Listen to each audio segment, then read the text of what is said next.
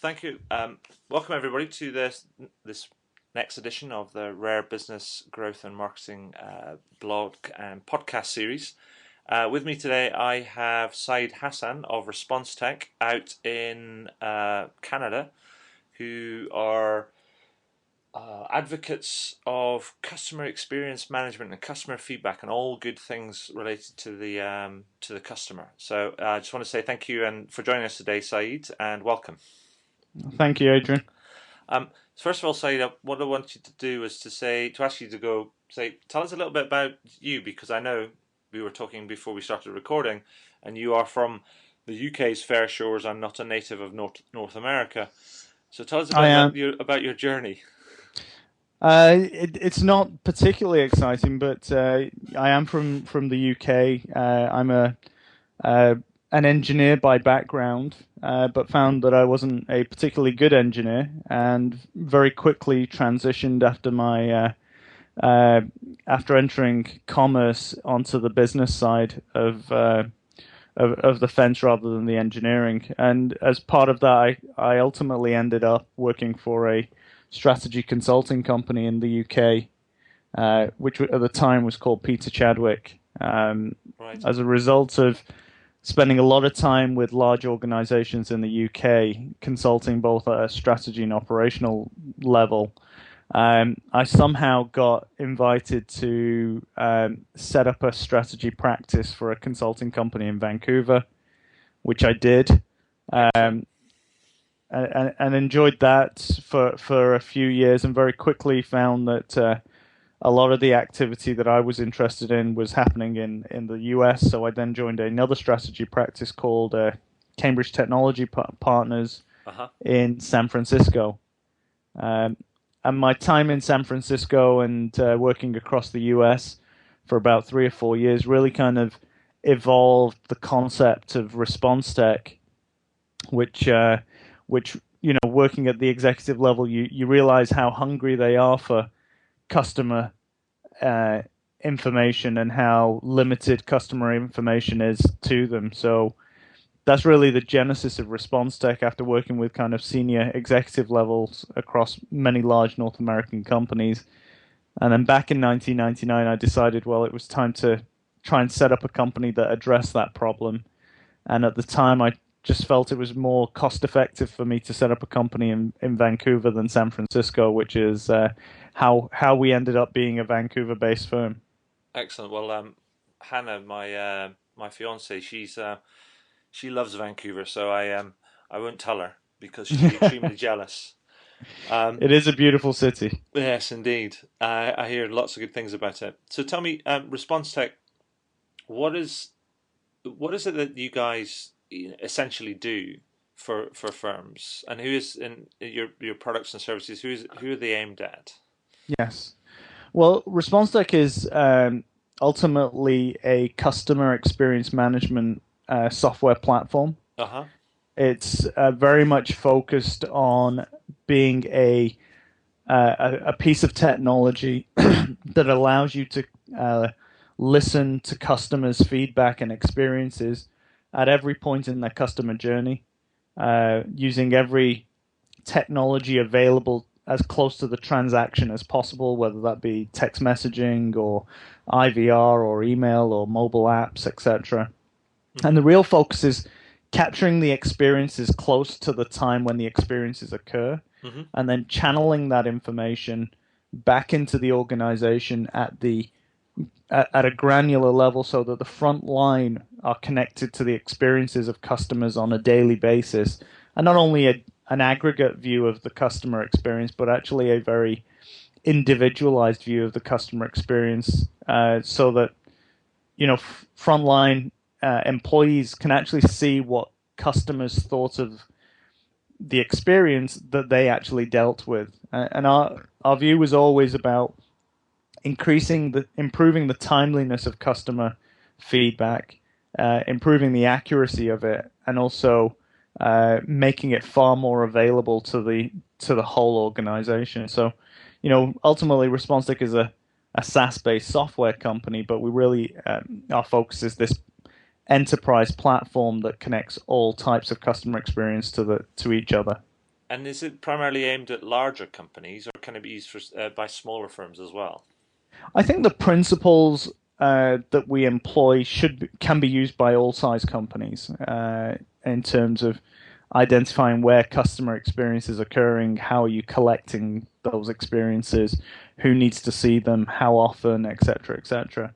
However, technology starts to become far more relevant when you're working at a far greater scale of transactions and customers. Right. So most of our customers are enterprise, large telecom companies, banks, hospitality type organizations, but the principles are ubiquitous across all sizes of organizations. And I speak to companies of all sizes that don't do customer experience management, but the technology really becomes a key driver once you hit a critical mass in terms of number of transactions, number of employees, et cetera, et cetera. Yeah.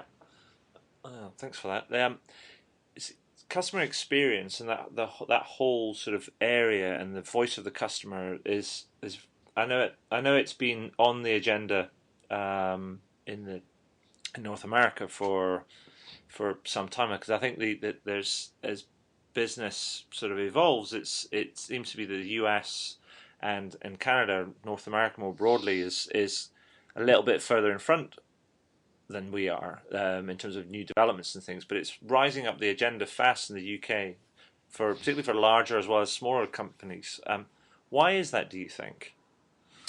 I think there's a number of things. Firstly, I would say there are a couple of types of customer experience, and we kind of talk about it. I think what you see in the US as customer experience leadership is far more kind of strategic, focused customer experience, which is far more about what experiences should we offer, and can we create the experiences that we want.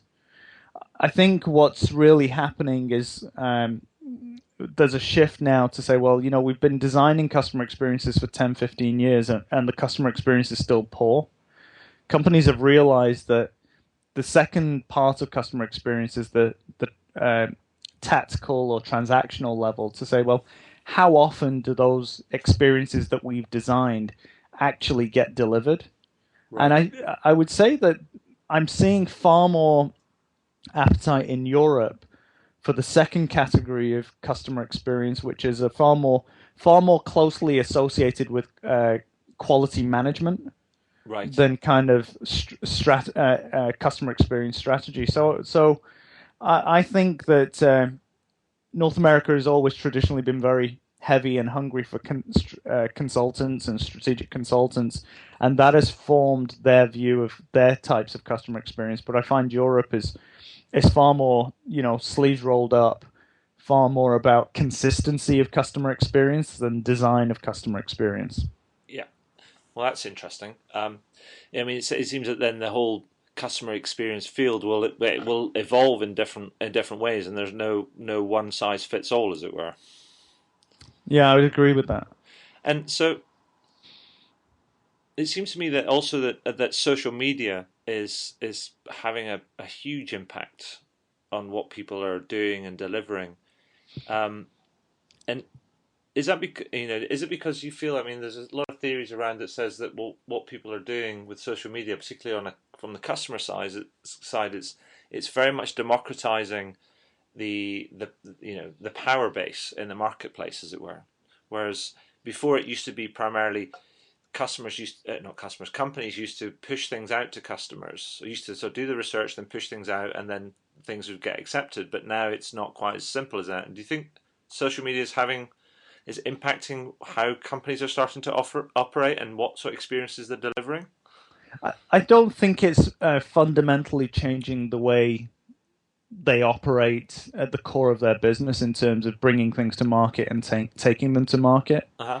I do believe social media has become a source of information and data that they can't ignore, and companies are working hard and quite often struggling to figure out how do they engage with customer experience through the social media. I think the irony of this is that as the hype around social media increases and companies start to spend lots of dollars on engaging in social media, they are still far from perfect on actually dealing with customers that actually want to talk to them directly through their own existing channels. So, I think it's an interesting shift shift that we're seeing in the market at the moment, where companies are clamoring for social media and media aggregation and engaging with folks on Twitter. However, when I call the call center and they actually know who I am and how much money I spend with them every day, there is, still a high likelihood that there'll be a very poor experience at that level, which is back to basics business. Yeah. Yet companies are trying to spend a lot of time to engage with some guy on Twitter, and they don't know whether that guy has actually bought something from them, is old enough to buy something from them, etc. And it's a really tough task for them, is to try and say, well, we can't allow for this noise just to go on, but at the same time, I would say companies have far greater opportunities if they actually address the experience of actual customers that contact one of their customer channels. I think that's absolutely right. I mean, I think there's a lot of, as you say, a lot of hype and a lot of noise around social media and its impact on customer service and all of those sort of things. And I just sort of default to the position where I think, I ask myself, well, how many people are actually on Twitter or on Facebook or or blogging, etc., relative to the number of total consumers in a market? Yeah. And it's what we're seeing is that we have people that are very much early adopters, possibly sort of fast digital learners or digital natives, those type of things that are using a platform to make a lot of noise. And it seems to me that the thing that I'm advising my clients to do is to say, well, follow your customers. Don't be led by the technology, but follow your customers. Yeah, no, I agree. But it seems that, if I may, I mean, I'd like to get your view on some more sort of general stuff and see how we can tie that into sort of the customer experience and customer feedback side of things. But because I know that we might be technically, although the jury's out as yet, it's technically out of a recession here in the UK. We don't think we're out of the woods yet. I mean, what's it like in Canada, North America? I mean, what are you seeing with the companies that you're dealing with? What are they doing that's really making a difference or making them stand out in their marketplace when it comes to the sort of dealing with their customers, delivering great experiences, that sort of thing? Yeah, I think what we're really seeing is a broad recognition that listening to customers through traditional market research channels is no longer acceptable. I think there's a $21 billion market in the US alone for market research, which is a market largely based on the collection of customer experience or customer satisfaction information, and an aggregation of that data and a distribution to a pretty narrow group of people in the organization.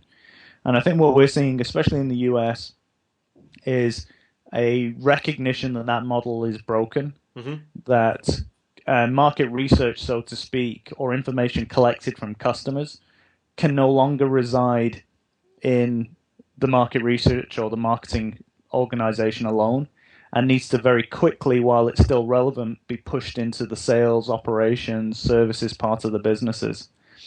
And I think that's probably the biggest transition that's going on in North America, is a real kind of shift to what we call Research 2.0, where research isn't just about capturing statistical data and trending it. It's about capturing data in much greater volumes and reporting it far more quickly to far greater groups of employees, so that it can actually be used as part of the business intelligence suite. We call it the customer intelligence suite, and actually be used to drive change on a daily, weekly basis. So I think that's probably the biggest change, and it's not a change that's getting a lot of airplay at the moment. But I do think that's what we're seeing at a tactical level in the businesses that we're working with. Does that mean that what's actually happening is that you're seeing these companies that they're having to, in terms of collect and disseminate information, is it allowing them to break down some of the barriers that exist between silos? It is, and it is actually being driven by the business side saying, look, we need more information more frequently if we're going to move our metrics any further. Right. And I think they're really putting a lot of pressure on the market researchers to say what you give us is not good enough for us to do what we need to do. So there's definitely a shift in power occurring, and we're seeing a large number of platform-based requests to say, look, no longer can we have information just in the marketing department or the research department. We need information to be distributed across the business, whether it's being collected by marketing, customer service, Twitter, Facebook, whatever it is. We want it all in one place, and we want it all at the fingertips of the front line. Well, that's good news in terms of making or helping companies be more customer responsive and more customer centric, I guess. Yeah, and I think the thing that is changing, and we've been talking about this for many years, to believe that you can't improve the customer experience purely at the senior levels of the business. Mm-hmm. You can't just design a great customer experience and expect it to be great. You have to engage the front line. You have to engage people every day. And you can only do that by getting the right information to them at the right time in the right parts of the business. So I think in the companies that we consider leaders, they've recognized that, well, this isn't an ivory tower based activity. We have to have full engagement, and full engagement requires far more information being distributed on an individualized basis. Yeah, that's really interesting. I mean, I think one of the issues in the UK, and I don't think the UK is necessarily alone, is that people talk about being customer centric or even customer service, led businesses, and it comes from the executive suite and the strategy. While the strategy might be right, the execution isn't necessarily what it might be, and the finger therefore gets pointed at employee engagement as being it's that old saying that how can you expect your employees to deliver great service to your customers if you're not great to your employees? I mean, it's like water flows downhill. Yeah. What are you seeing that, because that seems to be the one of the, and it's a big thing in the UK, is people talking about lack of engagement, and it manifests itself in absenteeism and staff turnover and all of that sort of stuff. What are some of the leading companies that you've been dealing with? What sort of things are they doing to improve or change employee engagement levels? Yeah, I think that my view and our business's view is very much that if employees are reasonably compensated, have an interesting job, and have a voice in the organization, right, then the rest is pretty straightforward. And I think most organizations do the first two, but they don't do the last one. They don't really give employees a voice into the organization. Right. And today we are all users of social media. We are users of Facebook and Twitter and blogs, and we have an opinion. Even if I'm going to my online retail store, whether it be Amazon or something else, I get to share my opinion just through a simple rating form. Yes. And I think what organizations haven't quite embraced yet or understood is that employees have a lot to contribute. And if you Yes. could find one way to connect to those employees, and that's why ResponseTech, although we position ourselves as a customer experience company, we've always had from day one an employee experience module, You which just is stole my next question. which is designed for making sure that you listen to the thoughts and the feedback from the employees at the same pace and as easily as you do from customers. So I'm a little bit old school. I don't think you need to have free food and foosball tables and all that sort of stuff to get your employees engaged. But I do think you need to let them know that they're listened to and make that a very transparent process. That's fantastic. I mean, I think you're absolutely right. It's like it's um, it's all about back to basics, isn't it? It's not about the icing on the cake. It's about, well, does the cake itself actually taste good? I mean, Yeah. do you listen to them? Do you recognize them? Do you involve them? Do you ask their opinion? All of that sort of stuff. I mean, and it's quite straightforward stuff, and it's almost starting to put the human back into the business. Yeah.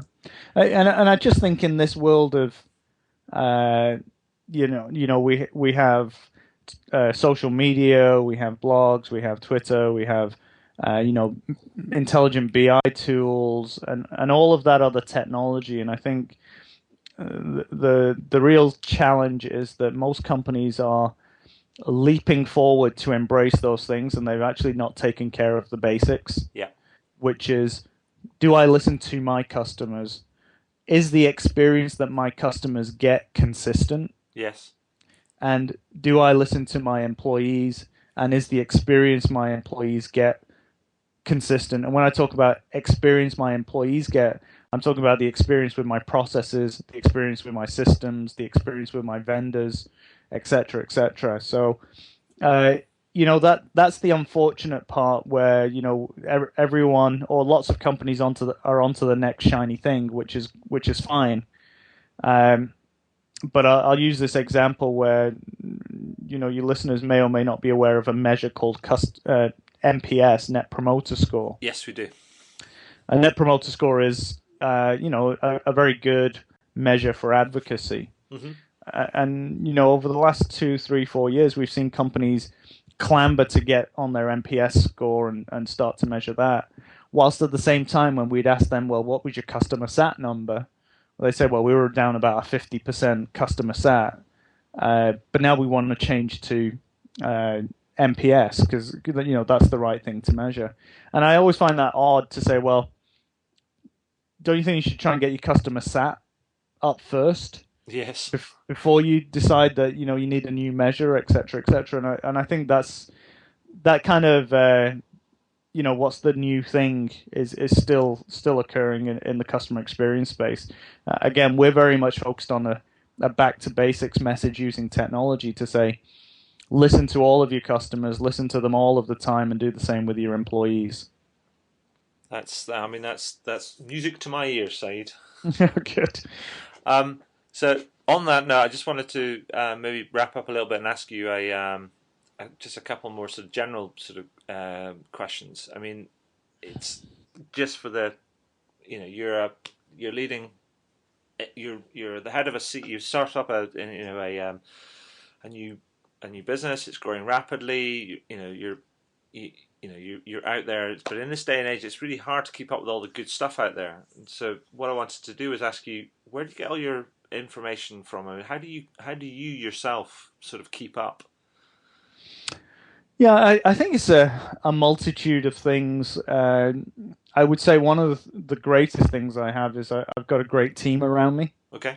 that are very well connected, and they all have slightly different interests, and they all read a bunch of blogs and news and all that stuff. And every time they find something new and relevant, they'll distribute it internally, not just to me, but so we kind of educate each other, which Okay. is probably the best thing for us. Obviously trying to stay in tune with the market through blogs and other stuff. I tend not to read a lot of the books in the space, because I just find they are all saying exactly the same thing in many different ways. Sure.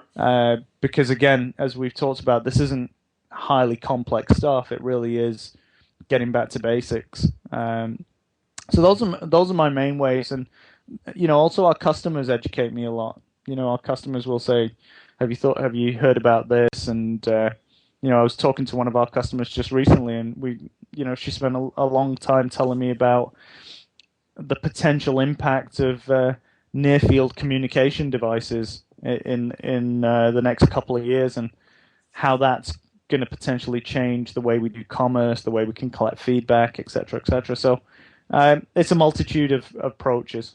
Wow, that's fantastic. And just one final thing, which I always ask people that I speak to is there anything that you would like to shamelessly plug? Not particularly. I think we're far more focused on, if you want to find about Response Tech, obviously there's a website, and that's great. But we're just excited that people like yourself and the people listening to this are truly spending time on customer experience, and I hope that our conversation today and the other stuff that you write, Adrian, just helps them weed out between the pure kind of consulting jargon and the actual things that you can do. And I think that making the industry more focused and larger is it will be a reward in itself. Well, thank you for that, Syed. I mean, I think that's. I mean, it's refreshing to hear somebody say to be very straightforward about if like their approach, and particularly I'd like to say particularly from somebody who's running a technology company as well. And what it seems to me is that what you're saying is that actually, you know what? It's not about the technology. The technology is there to help, but it's about the people, and it's about using the technology as a platform to try and help and listen to the people, whether they're outside your organization or inside your organization. Yeah. And so that, for me, you've got a fan over here. Okay, well that's great. And as you say, if you need technology, you'll know you need technology. Yeah. You don't need someone to tell you. Okay. So if you feel like you're drowning in data, then it's time to kind of look for those kind of options. But everyone focused on delivering a more consistent and better customer experience is far more valuable, I think. Fantastic. Thank you for that, Syed. Great. Thanks again, Adrian. Cheers.